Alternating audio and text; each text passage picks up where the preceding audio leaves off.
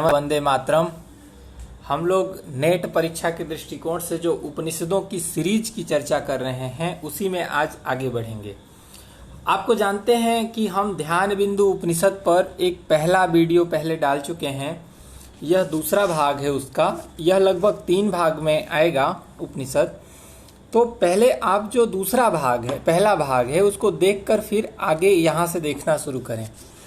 तो लगभग हमने 29 सूत्र तक, 29 श्लोक तक चर्चा कर लिया था।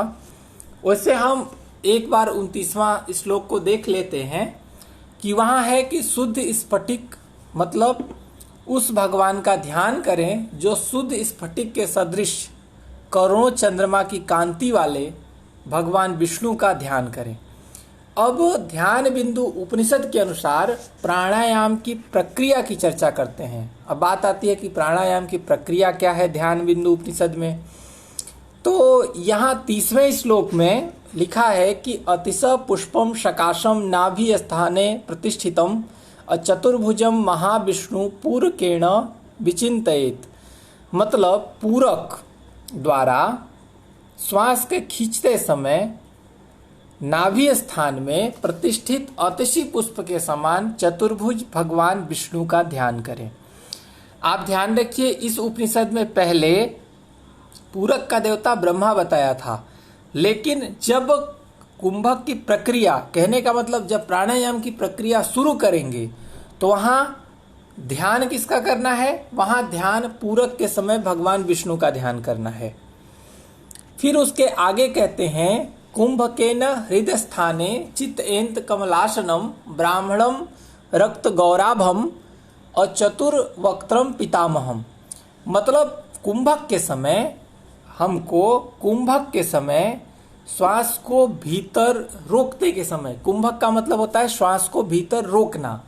तो कहते हैं कि कुंभकेन हृदय स्थाने, कुंभक के समय श्वास को रोकने के समय हृदय स्थल में कमल के आसन पर सुशोभित। अब कमल का आसन किसका है? पद्मासन में किसका है? वो भगवान ब्रह्मा का है। तो हृदय स्थल में कमल के आसन पर सुशोभित लालिमामयी और गौर वर्ण वाले चतुर्मुख भगवान ब्रह्मा का ध्यान करना है। कब?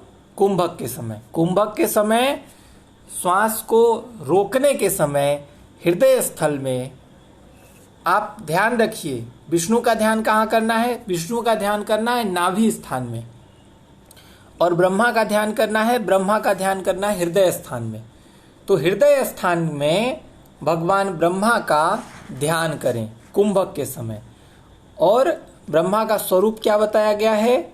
गौरवर्ण चतुर्मुख पितामह ब्रह्मा का ध्यान करें। फिर आगे कहते हैं कि रेचकेन तु विद्यात्मा ललाटस्थम त्रिलोचनम शुद्ध स्फटिक सकाशम और निष्कलम पाप नाशनम। अर्थात रेचक के समय सांस को छोड़ते हुए, रेचक का मतलब होता है सांस को छोड़ना। तो रेचक के समय सांस को छोड़ते हुए ललाट में मतलब मस्तक में, जहां पर बिंदियां लगाई जाती हैं, ललाट में शुद्ध स्फटिक के सदृश, स्फटिक जो श्वेत होती है एकदम, स्फटिक मणि, तो उस शुद्ध स्फटिक के सदृश श्वेत रंग के त्रिनेत्र युक्त निष्कल यानी कला रहित, पाप संहारक, पाप का संहार करने वाले भगवान शिव का ध्यान करना चाहिए। यह है प्राणायाम की प्रक्रिया। ध्यान बिंदु उपनिषद के अनुसार प्राणायाम करते समय, पूरक के समय, श्वास अंदर लेते समय अतिशी के पुष्प के समान पीला जैसा होता है, चतुर्भुज महाविष्णु, पीला नहीं वैसे अतिशी का जो फूल होता है ना, वो नीला होता है, नील वर्ण होता है। तो विष्णु का भी वर्ण नील वर्ण है। अतिशी मतलब तीसी, तिल, उसका जो पुष्प होता है वो नील वर्ण होता है। तो पूरक के समय नीलवर्ण चतुर्भुज भगवान विष्णु का ध्यान करना है। कुंभक के समय श्वास रोकते समय भगवान विष्णु का ध्यान करना, कहाँ करना है? नाभि में। और कुंभक के समय ब्रह्मा का ध्यान करना है, उनका कहाँ ध्यान करना है? उनका ध्यान करना है हृदय स्थान में। और रेचक के समय भगवान शंकर का ध्यान करना है, ठीक है। और शंकर का ध्यान कहाँ करना है? शंकर का अर्थात भगवान शिव का ध्यान करना है ललाट में, मस्तक में। फिर ये कहानी जब आगे चलती है तो इसको ऐसे कहते हैं कि अब बातें आती है शरीर में शिव का स्थान कहाँ है। तो बता रहे अब्ज पत्र मदः पुष्पम ऊर्ध्वम नाल मधोमुखम कदली पुष्पम संकासम सर्वदेवमयम शिवम सतारम सत्पात्रढ़ विकृणा अंबुज कृणिकम तत्रार्क चंद्र वहिनी नामुर पर्युपरि चिंतयते।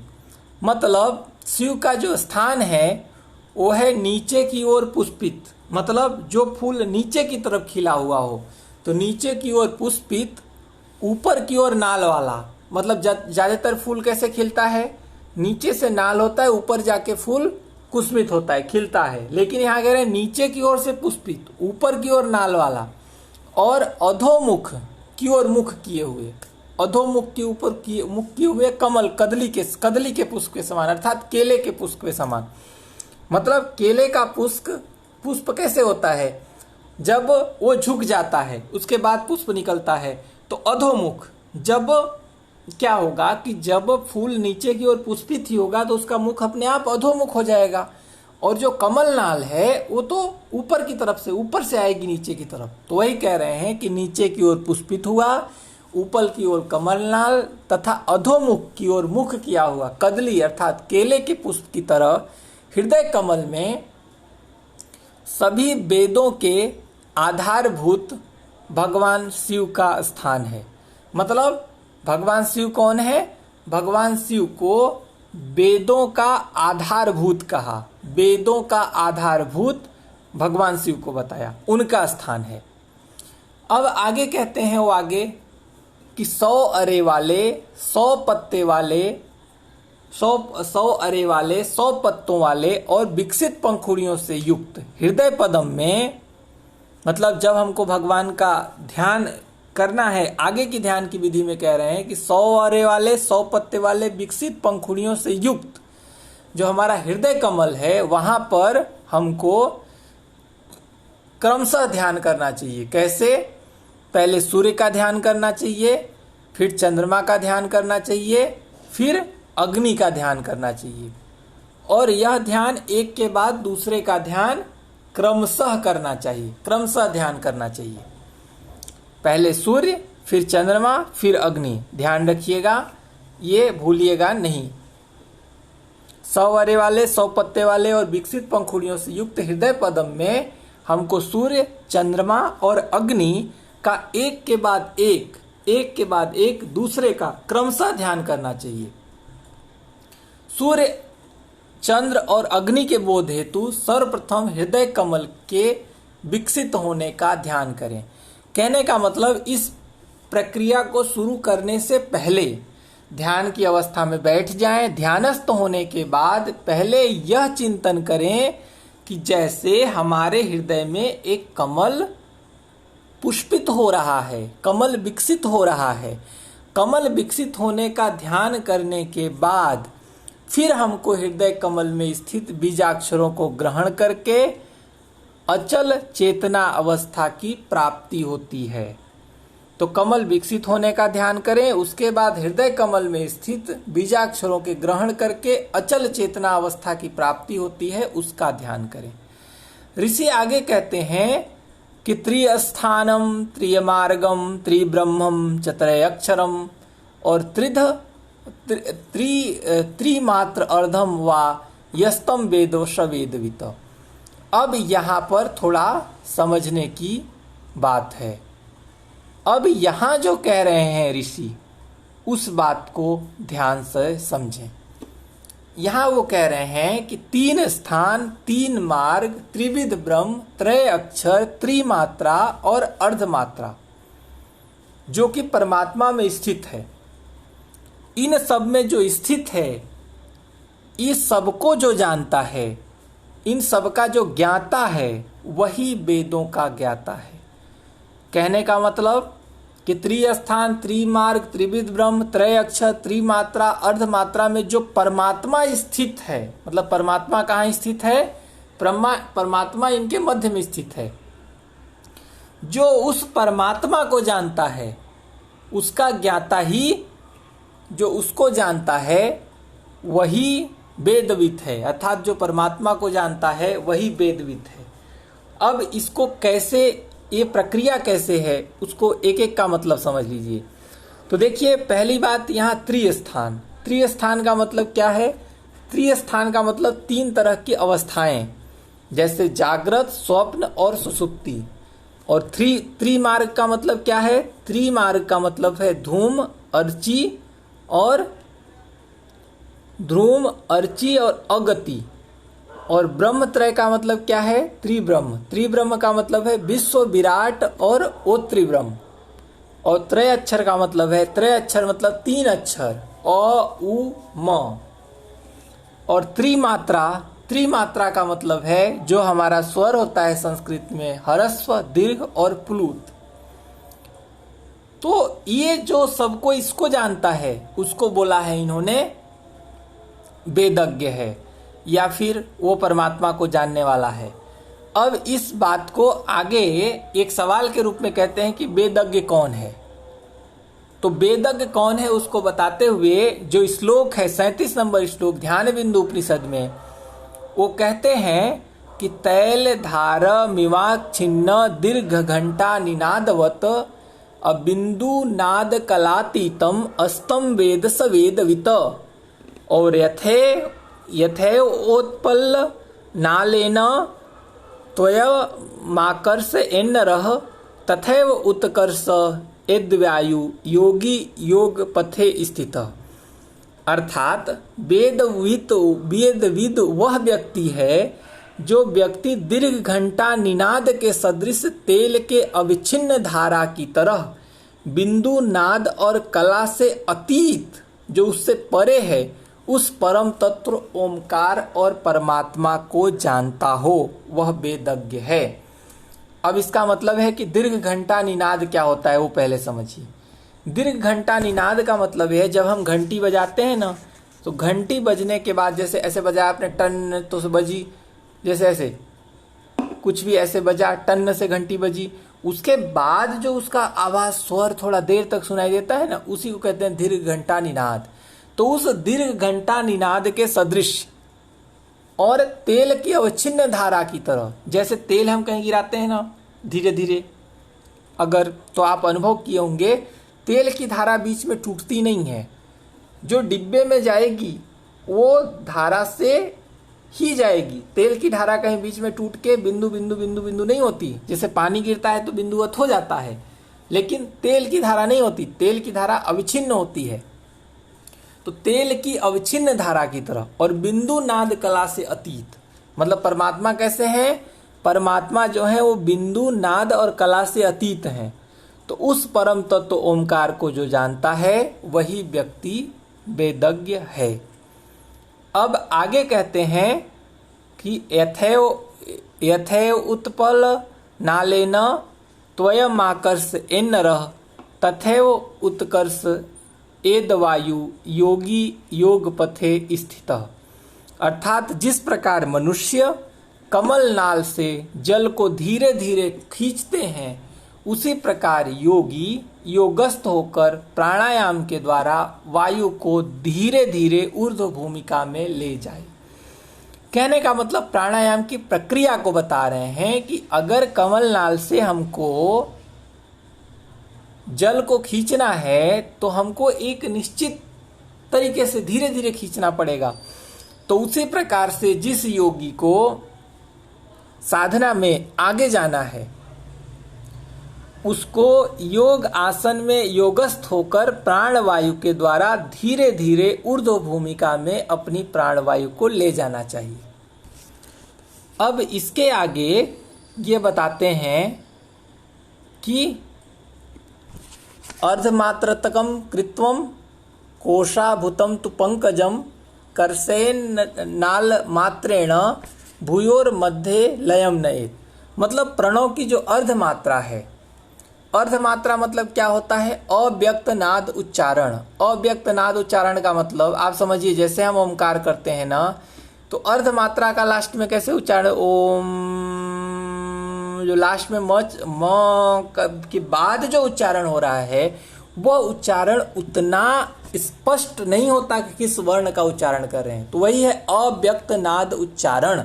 प्रणव की अर्धमात्रा को रस्सी बनाकर, मतलब उसको सहारा बनाकर हृदय कमल रूपी कूपनाल से, मतलब हृदय कमल रूपी कूपनाल से, जैसे कि हृदय कमल में जो एक नाल है, कुएं की तरह समझिए।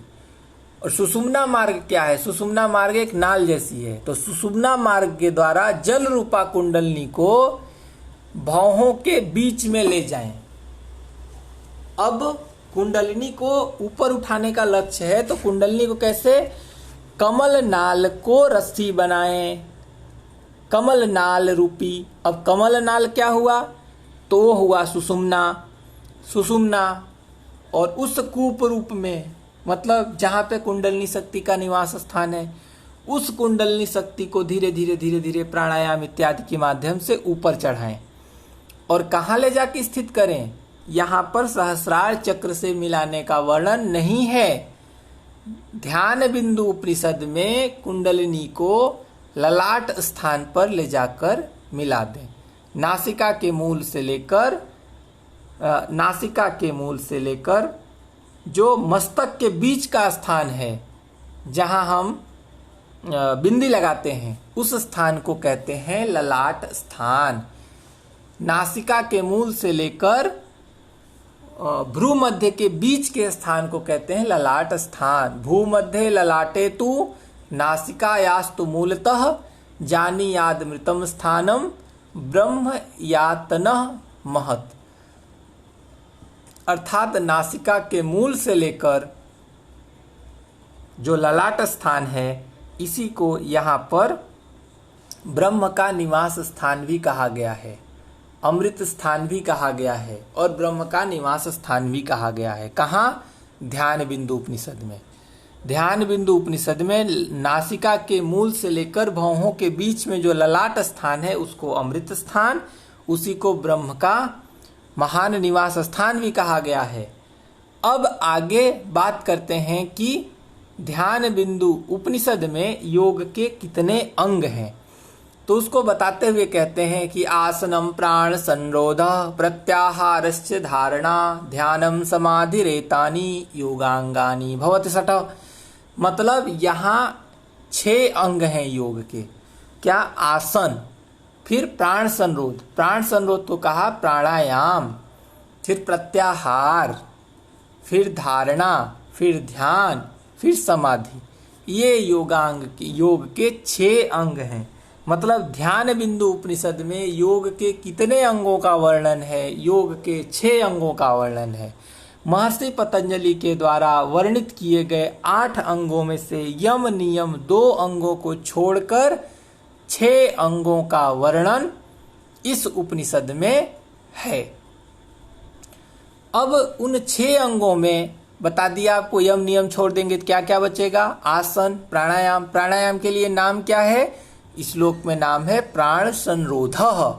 तो आप ध्यान रखें, प्राणायाम की जगह प्राण संरोध शब्द का भी उपयोग किया जा सकता है। तो प्राण संरोध मतलब प्राणायाम। तो आसन है, प्राण संरोध प्राणायाम है, प्रत्याहार है, धारणा है, ध्यान है, समाधि है। अब बात आती है कि आसन के कितने अंग हैं। तो आसन के अंगों को बताते हुए यहाँ पर ध्यान बिंदु उपनिषद में ऋषि कहते हैं कि आसनानि च तावन्ति यावन्त्यो जीव जातयः एतेषां तुलना भेद निविजानति महेश्वरः जानाति महेश्वरः। अर्थात विश्व में जितनी भी प्रजातियां हैं, उतनी ही आसनों की विधियां भी बताई गई हैं। इस प्रकार से असंख्य भेदों का ज्ञाता, मतलब ये जो जितने जीव योनियां हैं, आप जानते हैं हमारे शास्त्रों में 84 लाख योनियों की चर्चा आती है, तो विश्व में जितने भी प्रजातियां हैं, जितनी भी जीव योनियां हैं, उतने ही आसनों की विधियां बताई गई हैं। लेकिन आगे कहते हैं, लेकिन इस प्रकार के असंख्य भेदों के, जो आसनों के असंख्य भेद हैं, उनके ज्ञाता सिर्फ और सिर्फ महेश्वर भगवान शिव ही हैं। अब फिर आगे क्या कहते हैं? आगे कहते हैं, सिद्धम भद्रम तथा सिंहम पद्मम चेति चतुष्टयम आधारम प्रथमम चक्रम स्वाधिष्ठानम द्वितीयकम। और यहाँ पर 4 प्रमुख आसनों की चर्चा है। 4 प्रमुख आसनों की चर्चा है, सिद्धासन, भद्रासन, सिंहासन और पद्मासन। इन 4 प्रमुख आसनों की चर्चा है। और पहला चक्र है जिसको मूलाधार चक्र कहा है, और दूसरा चक्र है जिसको स्वाधिष्ठान चक्र कहा है। इसके जो आगे का वर्णन है, वो वर्णन हम अपने अगले वीडियो में करेंगे। पूरा चक्र की प्रक्रिया, कुंडलिनी साधना, मुद्रा इत्यादि का विस्तृत वर्णन है, तो वो वर्णन हम अगले वीडियो में करेंगे। तब तक के लिए धन्यवाद। नमस्कार, जय हिंद, जय भारत।